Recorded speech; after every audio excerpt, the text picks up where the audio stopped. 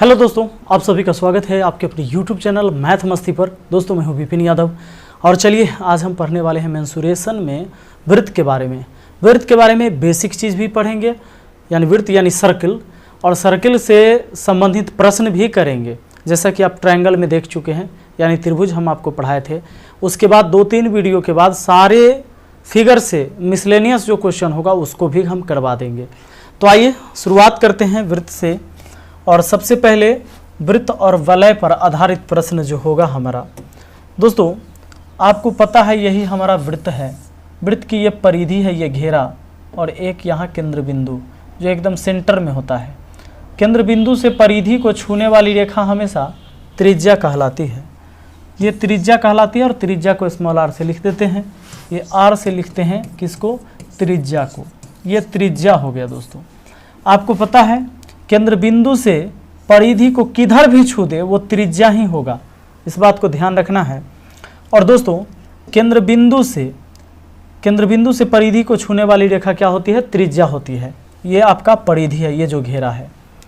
याद रहे कि ये जो वृत्त आप देख रहे हैं ना, वृत्त परिधि पर स्थित कोई भी दो बिंदु, चूंकि परिधि पर अनंत बिंदु है, हुआ क्या होगा कि ये dot dot dot dot dot dot, लेकिन बहुत नज़दीक सट सट के ये डॉट डॉट तब एक घेरा बनाता है। तो वृत्त के परिधि पर अनंत बिंदु होते हैं, लेकिन इसका सेंटर पॉइंट केंद्र बिंदु जो होता है केवल एक ही वो होता है। दोस्तों वृत्त के परिधि पर किसी भी दो बिंदु को मिला देने वाली रेखा जो होती है वो जीवा कहलाती है। इसको हम जीवा कहेंगे। इसको क्या कहेंगे? जीवा, यानी कोड, CHORD, कोड। दोस्तों ध्यान देना, ये केंद्र बिंदु है मान लो, तो वृत्त के परिधि पर स्थित, वृत्त के परिधि पर स्थित किसी भी दो बिंदु को मिलाने वाली रेखा ये जीवा ही होती है। ये जीवा होती है। अब देखो, अब वृत्त के परिधि पर स्थित कोई बिंदु को मिलाएं, ये जीवा ही होती है। लेकिन अगर वो केंद्र बिंदु से होकर गुजर गया है, केंद्र बिंदु से होकर गुजर गया है, तो ये व्यास होगा। यानी ये हम कह सकते हैं कि ये वृत्त की सबसे बड़ी जीवा है, क्योंकि अगला जो खींचेंगे तो वो छोटा हो जाएगा, और खींचेंगे उधर जाके तो और छोटा हो जाएगा जीवा। इसमें सबसे बड़ी जीवा वो है जो केंद्र बिंदु से होकर गुजरा है। यानी हम कह सकते हैं कि वृत्त की सबसे बड़ी जीवा, दोस्तों वृत्त की सबसे बड़ी जीवा, वृत्त की सबसे बड़ी जीवा, वृत्त के सबसे बड़ी जीवा क्या होता है? व्यास, यानी कि डायमीटर, डी से लिखते इसको, होता है। वृत्त की सबसे बड़ी जीवा व्यास होता है, इस बात को ध्यान रखना। कोई भी, ये देखो ऐसे खींच दिया, ये वृत्त की सबसे बड़ी जीवा होगा। केंद्र से अगर ज्यादा दूर हो रहा है तो वो जीवा छोटा हो जाएगा। केंद्र से जितना ज्यादा दूर रहेगा वो उतना छोटा हो जाएगा, और केंद्र के जितने नजदीक होगा वो उतना ही बड़ा होगा। ठीक है। और केंद्र से होकर जिस टाइम गुजरेगा उससे बड़ा फिर कोई नहीं होगा। जितने भी जीवा केंद्र बिंदु से होकर गुजर जाए वो सभी जीवा व्यास हो जाएगा जो केंद्र बिंदु से होकर गुजरेगा। तो इतना बात आपको समझ में आ गया है कि जीवा किसको कहेंगे? तो भैया वृत्त की सबसे बड़ी जीवा जो केंद्र बिंदु से होकर गुजरती है वही व्यास है। व्यास आपको पता हो गया, व्यास एक त्रिज्या यहाँ से और फिर एक त्रिज्या यहाँ से, यानी दो त्रिज्या के बराबर होता है व्यास। ये डायमीटर जो होता है कितने त्रिज्या के बराबर? 2 त्रिज्या के बराबर होता है। 2 त्रिज्या के बराबर क्या होता है? व्यास होता है। अगर आपका रेडियस यानी त्रिज्या अगर 5 सेंटीमीटर है दोस्तों, तो व्यास जो होगा उस वृत्त का 5 दूना 10 सेंटीमीटर हो जाएगा, क्योंकि 5 यहाँ से यहाँ तक और फिर 5 यहाँ से यहाँ तक, 5 5 10 हो जाएगा। दोस्तों एक बात आपको पता है, ये देखिए वृत्त के ये 2 बराबर भाग हैं। एक भाग इधर मान लो कि इसको फर्स्ट भाग कह दिए हम, ठीक है, फर्स्ट भाग, इसको वृत्तखंड कहते हैं। इसको क्या बोलते हैं? वृत्तखंड कहते हैं। ये क्या कहलाता है? वृत्तखंड कहलाता है। वृत्तखंड कहलाता है। और दोस्तों ये दोनों वृत्तखंड ही हुआ, इधर भी वृत्तखंड हुआ, इधर भी वृत्तखंड हुआ, ये सब क्या है? वृत्तखंड ही है। लेकिन कभी कभी ये बड़ा छोटा हो जाता है। जैसे मान लीजिए कि ये एक वृत्त है और यहाँ पर मैंने जीवा खींच दिया, केंद्र बिंदु यहाँ पर था, तो नीचे वाला जो हो गया ना दोस्तों, ये नीचे वाला ये छोटा हो गया, तो इसको हम क्या कहते हैं, लघु, लघु माने छोटा, लघु वृत्तखंड कहते हैं, इसको हम लघु वृत्तखंड कहते हैं। जबकि इस लाइन से ऊपर जो बच गया है वो बड़ा वाला भाग है वृत्त का, तो इसको हम बोलते हैं दीर्घ वृत्तखंड। इसको क्या बोलते हैं हम, दीर्घ वृत्तखंड कहते हैं, इसको कहते हैं दीर्घ वृत्तखंड। तो याद रखिएगा, लघु वृत्तखंड और दीर्घ वृत्तखंड, ये आपका हो गया। अब देखो, ये जीवा ही वृत्त को दो भाग में बांटा, छोटा वाला लघु वृत्तखंड, बड़ा वाला दीर्घ वृत्तखंड, ठीक है। लेकिन मान लो कि ऐसा हो जाए, यहां केंद्र बिंदु है, तब तो ये अर्धवृत्त हो जाता है ना, यह केंद्र बिंदु है, ये क्या हो जाता है, अर्धवृत्त हो जाता है, आधा वृत्त है ये। अब एक बात आ जाइए,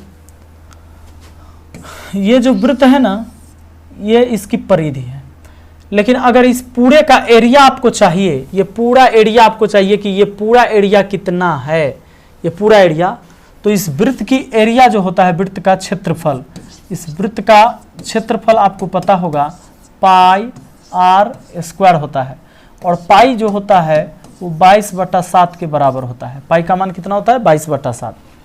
उसके बाद आप ये जो घेरा देख रहे हैं, ये जो घेरा गया है, ये घेरा लास्ट वाला, अंतिम वाला घेरा, ये क्या है, ये वृत्त की परिधि है। ये क्या है, वृत्त की परिधि। तो दोस्तों परिधि, जैसे त्रिभुज में परिमाप हुआ करता था, इसमें उसको हम परिधि बोलते हैं, यही घेरा का नहीं।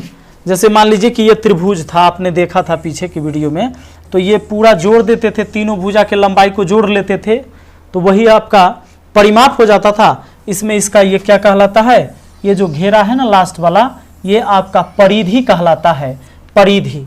तो परिधि का फार्मूला होता है 2πr। तो ये बात आपको याद रखना है, वृत्त का क्षेत्रफल πr², परिधि होता है 2πr। अब देखो, आप एक काम कर सकते हो, 2 पाई का मान होता है 22/7 और r को r रहने दो, क्या हो जाएगा, 7 से तो 2 कटेगा नहीं, या 22 नहीं कटेगा, तो 22 दूना हो गया 44/7 गुना r। इसको याद रखना, r गुना 44/7, आप ऐसे भी याद रख सकते हो, r गुना 44/7। बोलो, ऐसे याद रखने से क्या फायदा होने वाला है, वो फायदा आपको ये होने वाला है, पहले इसे आप तो देख लीजिए, यही वृत्त की परिधि है, पाई का मान 22/7 रख दिया, ये 2, ये पाई का मान और ये r, पाई का मान 22/7, तो 22 दूना 44/7, ये हो गया आपका 22 दूना 44/7 गुने r, यानी 44 गुने 7, 44/7 गुने r हो गया, ठीक है। अब देखिए एक बात सुनिए, ये आपका वृत्त है, ये आप देख रहे हैं कि केंद्र बिंदु है, यहां से 2 त्रिज्या खींच दिया परिधि पर। अब ये जो आपको एरिया बच गया, ये 2 त्रिज्या, और इसको कहते हैं दोस्तों चाप। इसको क्या बोलते हैं, चाप बोलते हैं। चाप क्या होता है, तो चाप जो होता है हमारा, चाप जो होता है ना, ये चाप होता है परिधि का एक पार्ट है। हाँ, पूरा तो परिधि था, ये पूरा घेरा परिधि था, लेकिन परिधि का ही एक पार्ट होता है जिसको हम चाप बोलते हैं, ठीक है, चाप। अब सुनिए, और ये आपका त्रिज्या है, ये आपका त्रिज्या है, और इस एरिया को, इस पूरे एरिया को, इसको हम क्या बोलते हैं जानते हैं, चाप और त्रिज्या से घिरा हुआ जो एरिया है, त्रिज्या से घिरा हुआ एरिया, ये आप इसको कहेंगे त्रिज्य खंड कहेंगे। इसको क्या बोलते हैं, त्रिज्य खंड कहते हैं दोस्तों। तो ये बात आपको जानना है। क्यों जानना है ये सब बातें, क्योंकि जब ये बात आपको पता रहेगा और सवाल कहेगा कि त्रिज्या 14 सेंटीमीटर है, और तो उस त्रिज्य खंड का क्षेत्रफल बताइए, उस वृत्त के त्रिज्य खंड का क्षेत्रफल बताइए जिसका चाप इतना है, या कह देगा कि 2 त्रिज्या से घिरा हुआ क्षेत्र का त्रिज्य खंड का एरिया बताइए, और त्रिज्या की लंबाई आपको दे देगा। तो उस समय त्रिज्य खंड मतलब आप समझिएगा तब ना, ये त्रिज्या से घिरा हुआ, अच्छा ये भी त्रिज्य खंड है और ये भी त्रिज्य खंड हुआ, क्योंकि ये भी 2 त्रिज्या है और ये थोड़ा बड़ा वाला हो गया, यानी दीर्घ त्रिज्य खंड, इसको लघु त्रिज्य खंड कहेंगे। इसकी एरिया हम निकालेंगे, लेकिन कैसे निकालेंगे ये जरा ध्यान दीजिए। सबसे पहले एक बात बताइए, अगर मान लो कि ये वृत्त है आपके सामने, यहाँ केंद्र बिंदु है, ठीक है, केंद्र बिंदु O, अब एक बात समझ लो, अगर मान लेते हैं कि इसकी त्रिज्या मैं आपको कुछ दे दूं, इसकी त्रिज्या मान लो 7 सेंटीमीटर दे दिया, ठीक है, तो इसका क्षेत्रफल क्या हो जाएगा? आप जब इसका क्षेत्रफल निकालेंगे तो आप लिखेंगे पाई आर स्क्वायर लिखेंगे। पाई का मतलब 22/7 लिखेंगे, आर स्क्वायर मतलब 7 गुना 7 लिखेंगे। एक 7 से 7 कट जाएगा। अब 22 सत्ते 154, 7 दूना 14 के 4 हासिल 1, 7 दूना 14 1 15, यानी 154 वर्ग सेंटीमीटर। अच्छा, ये वर्ग सेंटीमीटर कहाँ से लिखा मैं? सेंटीमीटर, चूंकि 7 सेंटीमीटर और फिर 7 सेंटीमीटर है ना, तो सेंटीमीटर सेंटीमीटर गुना हो गया तो वर्ग सेंटीमीटर हो गया। और एरिया हमेशा वर्ग सेंटीमीटर, वर्ग मीटर, वर्ग किलोमीटर में ही होगा, यानी उस पर स्क्वायर लगा हुआ होगा, या मीटर में हो या किलोमीटर में हो या सेंटीमीटर में हो। अब समझिए जरा कि अगर ये ऐसे इसको खींच के और ऐसे खींच देते, यानी कि इसको हमने 4 भाग में बांट दिया इस वृत्त को, तो केवल ये वाला अगर हमको पार्ट चाहिए, ये वाला पार्ट चाहिए, तो हम ये कह सकते हैं कि पूरे एरिया का यानी 154 का ये 1/4 है। 1/4 है, क्यों? क्योंकि ये 4 भाग में बट गया है, तो 154 का 1/4। अब 4 से अगर इसको काटते हैं तो काटिए, 4 तिहाई 12, शेष बच गया कितना? 4 तिहाई 12, शेष बच गया 3, 3 पर 4 34, तो 4 8 32, शेष 2, 2 पर 0 20, 4 5 20, 38 हो गया। ये 38.5 वर्ग सेंटीमीटर।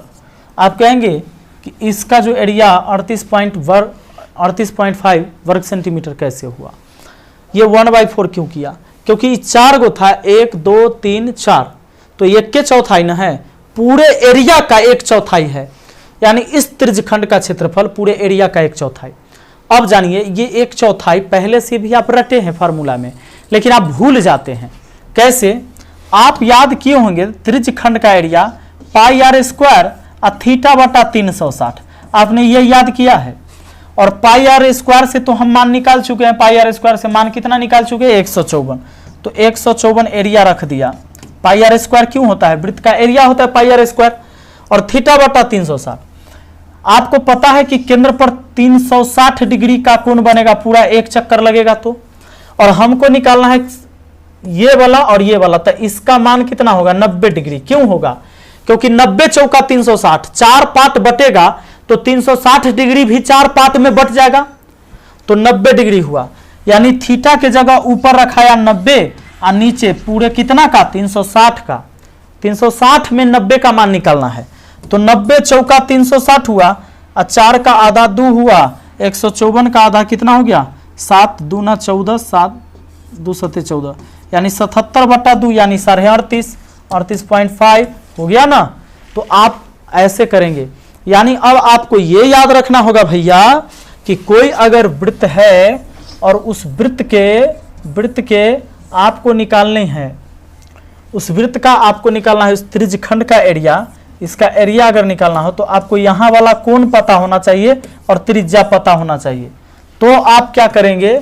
झट से आप फॉर्मूला लगा देंगे कि त्रिज्यखंड का क्षेत्रफल होगा भैया पूरे वृत्त का क्षेत्रफल का जितना डिग्री में हमको निकालना है, अब पूरा 360 होता है, यानी पाई आर स्क्वायर थीटा बटा 360। ये इसीलिए याद करते हैं दोस्तों, ठीक है। ये जो एरिया है वृत्त का ना एक पार्ट है, तो पूरे वृत्त के एरिया निकाल के जितना डिग्री में है, अगर ये 60 है तो यहाँ 60 है बटा 360 कर लेंगे, ठीक है। आइए अब आगे बढ़िए जरा। अब देखिए ये वृत्त है और वृत्त की ये परिधि है दोस्तों। अब अगर आपको मान लो कि ये यहाँ से त्रिज्या खींच दिया, ठीक है, और यहाँ पर मैंने कोण दे दिया 60 डिग्री, ठीक है। अब आपसे मैंने ये पूछ लिया कि भैया इस चाप की लंबाई तो बताओ मुझे, इस चाप की लंबाई, ये जो ब्लैक वाला है, इतनी इसकी लंबाई क्या होगी, जबकि इसकी त्रिज्या मान लो मैंने 14 सेंटीमीटर दे दिया हो आपको। इस वृत्त की त्रिज्या 14 सेंटीमीटर है, तो ये ब्लैक वाला जो पार्ट है इसका मान आपको निकालना है।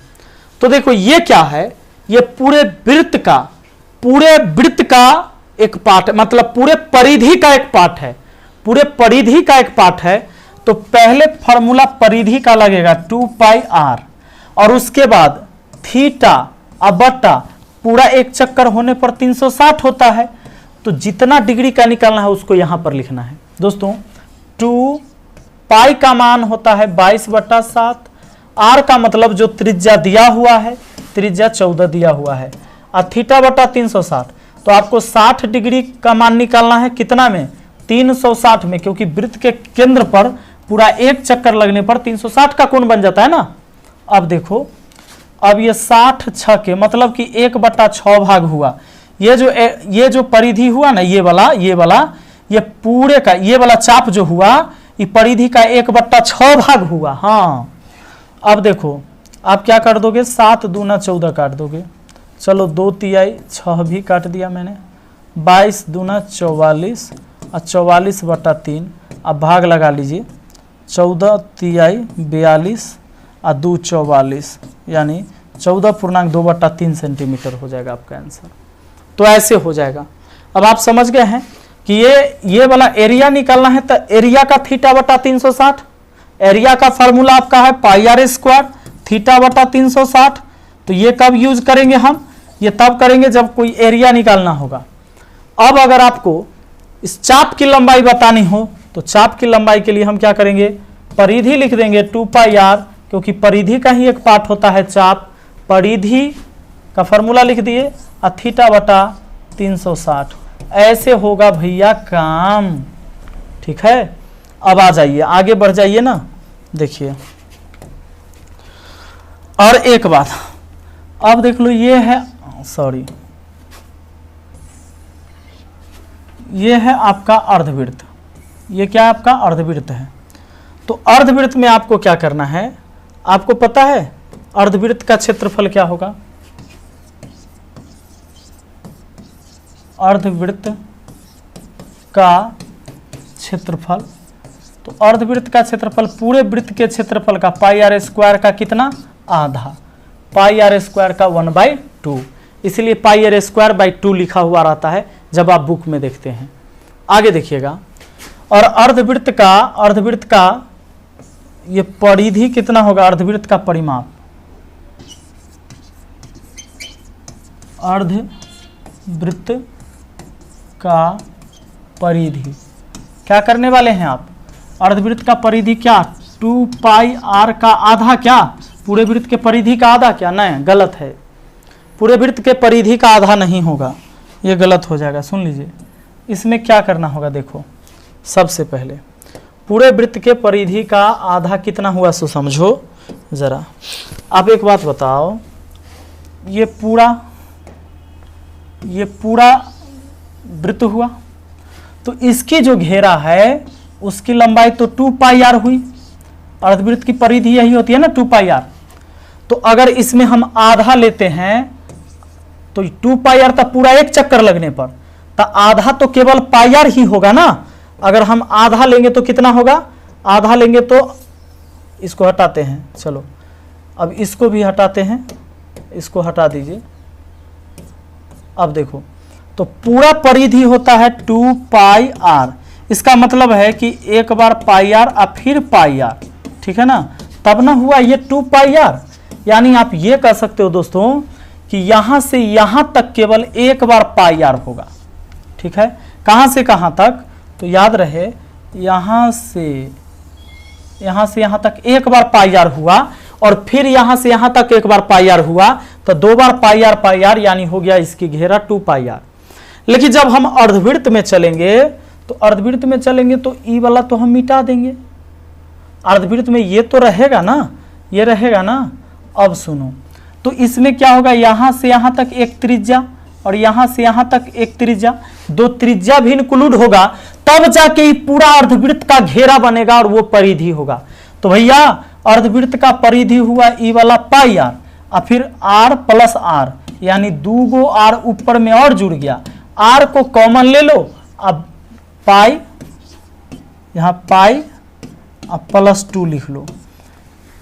दोनों में आर है, आर कॉमन, अब पाई प्लस 2, ये हो गया आपका अर्धवृत्त का परिधि। इसको अब अच्छा से लिख लो, इसको याद रखोगे थोड़ा मुश्किल, लेकिन ऐसे कर लेते हैं। पाई का मतलब 22/7 अब प्लस 2। अब क्या हुआ कि 7 दूना 14, 22 हुआ 36/7। क्यों ना इसको हम ऐसे याद कर ले, आर गुना 36/7, आर गुना 36/7 डायरेक्ट। अब इसको याद रखिए, और जबकि वृत्त की परिधि होती है ये 2πr और ये हो जाता है आर गुना 44/7। इसको भी याद रख लो, आर गुना 44/7, 44 चूंकि वृत्त है तो वृत्त में बड़ा होगा, 7 दोनों में है लेकिन यहाँ 44 ज्यादा होगा क्योंकि ये वृत्त है और ये अर्धवृत्त है, तो यहाँ 36/7। तो आर गुने 44/7 और आर गुने 36/7 अर्धवृत्त और वृत्त की परिधि है। अब आपको इससे फायदा क्या होने वाला है, सीधे कभी कह देगा कि एक वृत्त है जिसकी परिधि 88 सेंटीमीटर है, तो उसकी त्रिज्या बताओ या क्षेत्रफल बताओ। तो जब परिधि 88 दिया है वृत्त का, किसका, अर्धवृत्त का नहीं, वृत्त का बोल रहे हैं, तो वृत्त का परिधि है 88, तो सीधे परिधि के फॉर्मूला लिख देंगे आर गुना 44/7, और जबकि परिधि है 88 सेंटीमीटर, तो 44 दूना 88 काट देंगे, आर बराबर 7 दूना 14 लिख लेंगे। हमारी त्रिज्या हो गई कितनी, 14 सेंटीमीटर। और जब त्रिज्या पता है, क्षेत्रफल पता करना होता तो कोई बड़ी बात ना है, पाई आर स्क्वायर लगा देंगे, यानी 22/7 और 14 गुने 14 लिख देंगे त्रिज्या के जगह।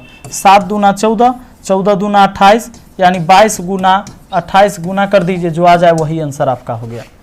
तो आपको ये काम करना है। आइए अब हम आते हैं आगे सवाल पर आते हैं, ठीक है। कुछ सवाल करते हैं छोटा छोटा, ताकि जो बेसिक चीज़ें हमने पढ़ा उससे कुछ सवाल बनना चाहिए। अच्छा दोस्तों, ये आपका सबसे पहले जो अनुपात वाला है, तो एक चीज़ और सीख लीजिए। मान लो कि एक वृत्त है ये, ठीक है, और इसकी त्रिज्या है 7 सेंटीमीटर, ठीक, और एक वृत्त ये है जिसकी त्रिज्या है 12 सेंटीमीटर, ठीक है। अब कह दे कि दोनों के क्षेत्रफल का अनुपात बताओ, तो इसका क्षेत्रफल पाई आर स्क्वायर रखोगे और उसका क्षेत्रफल पाई, देखो पाई दोनों में सेम रहेगा लेकिन त्रिज्या अलग अलग है, तो इसमें आर छोटा है और इसमें बड़ा है, तो आर ऐसे लिख देते हैं। अब क्या होगा, पाई पाई कट जाएगा, आर स्क्वायर यानी 7 का स्क्वायर यहां लिख देंगे 49, और देखो आगे 12 का स्क्वायर लिख देंगे 144, ये हो गया 49/144। यानी हुआ क्या, हम ये सब ना करके सीधे 7 का स्क्वायर 49 लिख देते, अब 12 का स्क्वायर 144 लिख देते तो हो जाता। यानी हम ये कह सकते हैं कि जब त्रिज्या पता हो और क्षेत्रफल पता करना हो, त्रिज्या पता हो और क्षेत्रफल का रेशियो पता करना हो, ये रेशियो में ऐसा काम करना, तो केवल त्रिज्या का स्क्वायर कर दीजिएगा तो हो जाएगा। और जस्ट वैसा ही सोचिए, जब आपको क्षेत्रफल पता रहता और दोनों वृत्त का त्रिज्या आपसे पूछ लेता तो क्या दिक्कत है, हम इसका वर्गमूल कर देंगे। 49 का वर्गमूल 7 और 144 का वर्गमूल 12, 7:12। देखिए इसका 7 है, इसका 12 है। जब वर्ग से वर्गमूल होगा तब वर्गमूल से वापस वर्ग करके हम जा सकते हैं, ठीक है। अब जरा ध्यान दीजिएगा एक बात पर, आप सोचिए, यह सवाल आप देखिए, बड़ा प्यारा सा सवाल है। एक वृत्ताकार मैदान के क्षेत्रफल का अनुपात क्रमशः 25:64 है, यानी 2 वृत्ताकार मैदान है और इसका अनुपात दिया हुआ है। यदि बड़े मैदान की त्रिज्या 16 मीटर है तो छोटे मैदान की त्रिज्या क्या होगी। क्या देख रहे हैं यहां पर, क्षेत्रफल का अनुपात देख रहे हैं, तो क्षेत्रफल का ये अनुपात है पहला और ये दूसरा, इसमें क्या है 25:64 में है। तो भैया इसकी त्रिज्या जो होगी, त्रिज्या, वो त्रिज्या के रेशियो, इसको वर्गमूल बना दो ना, तो 5:8 वर्गमूल होने पर। अब कहता है यदि बड़े मैदान की त्रिज्या 16 मीटर है, इसमें बड़ा मैदान कौन होगा, जिसकी त्रिज्या ज्यादा होगा वही ना बड़ा होगा, तब बड़ा होगा भाई।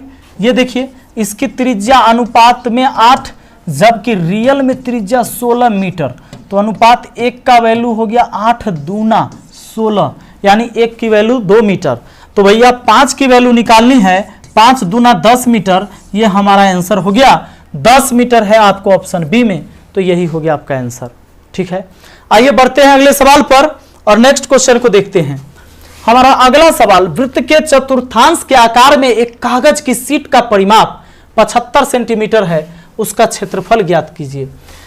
वृत्त के एक चतुर्थांश के आकार में एक कागज के शीट का परिमाप 75 सेंटीमीटर है। इसका मतलब समझे, अगर मान लीजिए कि कागज का एक टुकड़ा है जो वृत्त के चतुर्थांश में है, वृत्त के चतुर्थांश में है, यानी ये बात ऐसे है, माने वृत्त का एक चौथा पार्ट है।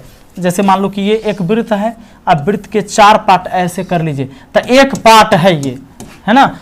कहता है वृत्त के चतुर्थांश के आकार में एक कागज के शीट का परिमाप 75 सेंटीमीटर है, यानी इसको मिलाकर है 75 सेंटीमीटर, तो उसका क्षेत्रफल ज्ञात कीजिए। इसका क्षेत्रफल ज्ञात करना है। अब एक बात यहाँ बताइए कि अगर इसका परिमाप 75 है तो इसमें 2 बार r होगा और फिर ये हो जाएगा, ठीक है। उसके बाद कहता है इसका क्षेत्रफल ज्ञात करने के लिए, तो एक काम करते हैं, ये 2r प्लस इसकी लंबाई नहीं पता है हमें, तो l लिख दिए, अब बराबर लिख देते हैं 75। अब यहाँ पर एक बात ध्यान देना, हम ऐसा कर सकते हैं कि ये तो 90 डिग्री का कोण है। अब 90 डिग्री का कोण है तो इसका अगर हम पूरा परिमाप निकाल लें, इसका पूरा परिमाप निकाल लें। अच्छा, इसको अगर हम निकालें तो इसको कैसे निकालोगे, ये तो 2r रहने दो, अब प्लस ये वृत्त के परिधि का 1/4 है, तो वृत्त की परिधि 2πr और उसका 1/4, ये l के लिए इतना, l जो मैंने लिखा था इसके लिए, अब बराबर ये कौन 75। 2r हम कॉमन ले लेते हैं तो इसमें 1 और प्लस 2r कॉमन निकल गया तो बचा पाई 1/4, ये बच गया, प्लस यहाँ है बराबर कितना हमारा 75। अब देखिए तो ये हो जाता है आपका 2r और उसके बाद पाई का मान होता है 22/7, तो यहाँ लिखते 1 + 22/7 इंटू 1/4, तो कितना हो जाता है ये 7 चौके 28, 28 इकाई 28 और प्लस 22 और बट्टा 7 चौके 28, तो 8 2 10 और 2 2 4 1 5, 50/28, यानी इसको छोटा कर दे 25/14, तो 25/14 ये हल होके होता है, यानी कि हम 2r और ये 25/14 अब बराबर 75 लिख दें। चलिए 25 तिहाई 75 लिख सकते हैं। अब 2 14 दूना 28, 2 से 14 को काटेंगे 7 बार में, इधर कटेगा, r बराबर 7 या 21 हो गया, यानी कि त्रिज्या हमें निकल के आ गया 21। अब आपसे क्या पूछता है, तो उसका क्षेत्रफल ज्ञात कीजिए। तो जब हमें त्रिज्या पता चल गया 21, हमें सिर्फ इसकी एरिया निकालना है, तो पूरे वृत्त के एरिया का 1/4 होगा, तो पूरा वृत्त का एरिया कैसे निकाल सकते हैं हम, पाई r² करके, अब बस उसका 1/4 कर देना है, तो पाई का मान 22/7, r² मतलब 21 गुना 21, क्योंकि त्रिज्या 21 पता है, और इसका 1/4। अब इसको काट दीजिए, 7 या 21, 4 का आधा 2, 22 का आधा हो गया आपका 11, अब उसको गुना कर दीजिए, 11 तिहाई 33 गुना 21 और बट्टा 2, जब इसको भाग दे देंगे तो आपका ये आ जाएगा 346.5, ये हो जाएगा आपका ऑप्शन बी। तो ये तरीका लगाना है यहाँ पर। आइए देखिए अगला सवाल 3 नंबर, एक अर्धवृत्ताकार पथ की परिधि 36 मीटर है, उस अर्धवृत्ताकार पथ का क्षेत्रफल क्या होगा। देखिए अर्धवृत्ताकार पथ की परिधि है ना, तो हमने बोला r गुना 36/7 लिखने के लिए, अर्धवृत्त के परिधि के लिए, और बस परिधि 36 दिया है, पता चल गया 36 36 कट गया, r बराबर हो गया 7, ये 7 उधर चला गया, 7 हो गया। तो अर्धवृत्त का पथ का क्षेत्रफल पूछा है, तो पूरे वृत्त के क्षेत्रफल का आधा यानी पाई r² का 1/2 होगा, पाई का मान होगा 22/7, r² मतलब 7 गुने 7 ये वाला, और गुना 1/2, लो 7 से 7 काट दिया, 22 से 11 बार में, 22 को 2 से 11 बार में, 11 7 77, 77 हो जाता है ऑप्शन डी में, ठीक है। चलिए अगला सवाल पर आ जाते हैं। अगले सवाल में क्या कह रहा है ये देखिए, चौथा है, किसी वृत्त के एक खंड का क्षेत्रफल जिसकी त्रिज्या 5 सेंटीमीटर तथा जो एक 3.5 सेंटीमीटर लंबी चाप द्वारा बना है। देखिए इसका क्या मतलब है, कोई एक वृत्त है और इस वृत्त में वृत्त की एक खंड का क्षेत्रफल जिसकी त्रिज्या 5 सेंटीमीटर तथा जो एक 3.5 सेंटीमीटर लंबी चाप द्वारा बना हुआ है। वृत्त खंड का क्षेत्रफल कहा है दोस्तों, त्रिज्य खंड का नहीं। त्रिज्य खंड का होता था पूरे का एरिया, लेकिन वृत्त खंड मतलब यहाँ से यहाँ अगर मिला देते हैं तो ये एक क्या बनता है, एक पार्ट बनता है, ये एक वृत्त खंड हो गया। और इस चाप की लंबाई 3.5 बोला है, 3.5, और जबकि इसकी त्रिज्या कितनी है, 5 है। तो आपको ये वाला एरिया बताना है। इसके लिए आप क्या करना ना, त्रिज्या गुना चाप, त्रिज्या गुना चाप बट्टा 2, ये वृत्तखंड की एरिया के लिए, वृत्तखंड की एरिया, त्रिज्या खंड की नहीं, वृत्तखंड की एरिया के लिए r गुने चाप यानी त्रिज्या गुने चाप बट्टा 2। तो r आपको पता है 5 और चाप है 3.5 बट्टा 2, 35 पचे 175 दशमलव यहाँ बट्टा 2, भाग लगा दीजिए, 2 8 16, 2 7 14, 2 5 10, 8.75 वर्ग सेंटीमीटर, यानी आंसर हो जाएगा हमारा ऑप्शन बी। अगले सवाल पर आ जाइए। अगला सवाल क्या कहता है, देखिए, कहता है यदि एक वृत्ताकार पथ का बाह्य एवं आंतरिक व्यास 728 सेंटीमीटर और 700 सेंटीमीटर है तो पथ की चौड़ाई कितनी होगी। दोस्तों, एक वृत्ताकार पथ का बाह्य एवं आंतरिक व्यास है, देखो एक ये हो गया और एक ये हो गया, ठीक है, यहाँ केंद्र हो गया। इसका बाहरी और अंदरी व्यास बोला है, तो बड़का डी से बाहरी व्यास लिख देते हैं 728 यानी ये वाला, और छोटा वाला डी से ये 700 लिख देते हैं। दोस्तों, तो इसमें त्रिज्या, बड़ा वाला त्रिज्या कितना हो जाएगा, त्रिज्या हो जाएगा इसको आधा, 728 के आधा, 2 से काट दिए, 36 दूना 72, 2 चौके 8, और छोटा वाला आर इसका आधा 350। आपसे क्या कहा है, पथ की चौड़ाई कितनी, तो पथ की चौड़ाई कैसे निकालोगे, देखो यहाँ से यहाँ तक तो हो गया बड़का यार, और यहाँ से यहाँ तक हो गया छोटका, तो यहाँ से यहाँ तक में, यहाँ से यहाँ तक घटा देंगे तो चौड़ाई जो हो जाएगा ना, ये चौड़ाई जो हो जाएगा ये दोनों त्रिज्या का अंतर ही हो जाएगा और कुछ नहीं। लो 364 में से घटा दो 350 को, आपका 14 हो जाएगा आंसर, 14 सेंटीमीटर, यानी ऑप्शन बी हो जाएगा उस रास्ते की चौड़ाई। तो कोई भी वृत्ताकार मैदान हो उसके रास्ते का जो चौड़ाई होता है ना, वो बड़का और माइनस छोटका होता है, तो ये होता है भैया। चलो, तो कोई बात नहीं, ये कट भी गया है, हाँ ठीक है, हाँ तो आ गया है आपका। दोस्तों, अगर ये वीडियो आपको अच्छा लगा है तो लाइक करिए, शेयर करिए और ज़्यादा से ज़्यादा शेयर करिए ताकि हम अगला वीडियो बनाएं, और बनाने के लिए एकदम मेरे अंदर हिम्मत आए, क्योंकि जब आप वीडियो को पसंद करते हैं तो और अच्छा से वीडियो बनाने का मन करता है, तो इससे आपसे सपोर्ट मिलता है। लाइक शेयर कमेंट जरूर करिएगा और बताइएगा कि आपको ये वीडियो कैसा लगा। वृत्त पर एक वीडियो हम और लेकर आने वाले हैं, क्योंकि कुछ टाइप और है इसमें जो बताना बिल्कुल ज़रूरी है, ठीक है। मिलते हैं अगली वीडियो में। और अगर आपको धुरीना पर पूरा मैथ का क्लास चाहिए तो जाकर ले सकते हैं, नीचे लिंक दिया हुआ है डिस्क्रिप्शन बॉक्स में। Thank you.